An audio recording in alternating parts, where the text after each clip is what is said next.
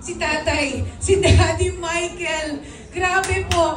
Alam mo po ang puso niya sa masa. Mga bata pa tong mga to.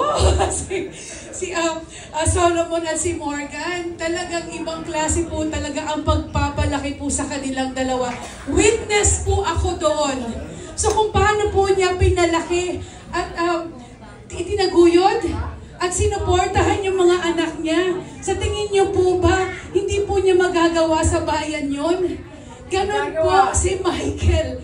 Ako po ang isa sa witness niya. Alam niyo po, naalala ko, tinanong niya ako. Sabi niya, Daisy, ano bang plano mo sa buhay mo? Diba ang pag-aartista po ay hindi po yan panghabang buhay. Sabi niya, pero ano bang plano mo? Alam niyo, siya po ang dahilan kung bakit ako po ay nagkaroon ng pag-iisip para sa public service.